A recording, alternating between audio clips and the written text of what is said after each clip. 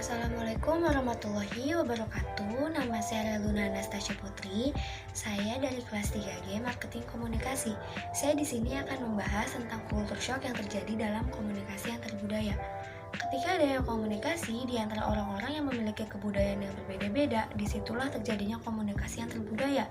Komunikasi antar budaya pada hakikatnya dapat menciptakan keselarasan dan kebersamaan. Selain itu juga dapat saling memahami sisi-sisi perbedaan antar individu. Hal itu pun sering terjadi di Indonesia. Kenapa? Karena Indonesia merupakan negeri yang memiliki ragam budaya, dan perbedaan inilah yang harus didukung, dipelihara, dan dilestarikan. Komunikasi antar budaya terjadi bertujuan untuk mengurangi tingkat ketidakpastian, seperti halnya ketika ada dua individu yang sedang berkomunikasi, namun kedua individu tersebut menggunakan bahasa yang berbeda-beda karena kebudayaan yang berbeda, sehingga komunikasi antar budaya inilah yang akan berperan sebagai alat untuk mengurangi tingkat ketidakpastian logika. Selanjutnya, budaya mampu menjadi jembatan dalam berkomunikasi. Dua budaya yang sama maka akan menghasilkan makna dan pengertian yang sama ketika berkomunikasi. Berbeda ketika berkomunikasi dengan budaya yang berbeda, maka akan timbul culture shock atau problems yang akan membatasi proses komunikasi. Nah, di bawah sini ada pengertian mengenai culture shock. Selanjutnya, masa di mana manusia mengalami situasi dunia baru dengan sendirinya, segala bentuk interaksi yang terjadi akan terasa asing, maka akan terlihat rasa cemas dan nyaman pun akan hilang. Kecemasan terbesar yang akan selalu muncul yakni proses interaksi dan adaptasi yang memerlukan berkomunikasi. Ketika kita berkomunikasi dengan seseorang yang budayanya sama, maka proses komunikasi akan lebih natural atau mudah diakomodasi dan ditampilkan. Namun, bila proses berkomunikasi melibatkan individu yang budaya berbeda, maka pengalaman berbeda secara sadar terjadi dan proses komunikasi akan menjadi terhalang.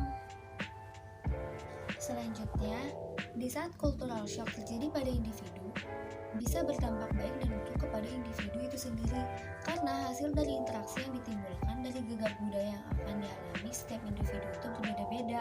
Namun begitu, berbagai persoalan mulai terjadi dan individu tersebut tidak mampu mengkoordinir hal tersebut, seperti sulit memahami bahasa, dialek, dan intonasi yang ada di lingkungan barunya. Maka fase di mana seorang akan mengalami perasaan yang ditandai dengan kegelisahan akan sesuatu, kecewa dengan diri sendiri, di mana pada fase ini mampu menimbulkan hal-hal yang tidak seharusnya terjadi terhadap individu tersebut. Fase masalah kultural, fase yang menunjukkan persoalan mulai terlihat dan berkembang, sebagaimana yang dialami para pendatang asing, kurangnya pemahaman bahasa dalam melakukan komunikasi, mengenal lingkungan barunya. Banyak terdapat perbedaan beragama, kepercayaan yang dianut, menjadi hal utama yang diingat oleh para pendatang asing ketika bercerita tentang spiritualitas dengan tata cara beribadah yang berbeda.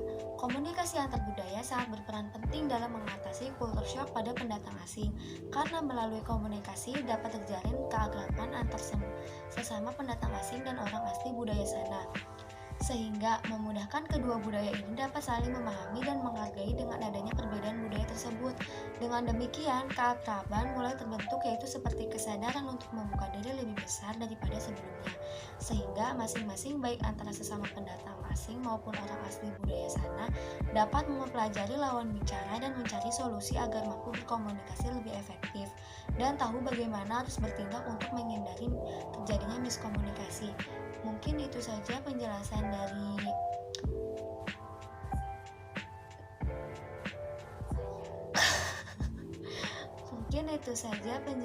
dari cultural shock dalam komunikasi antar budaya. Kurang lebihnya mohon maaf. Wassalamualaikum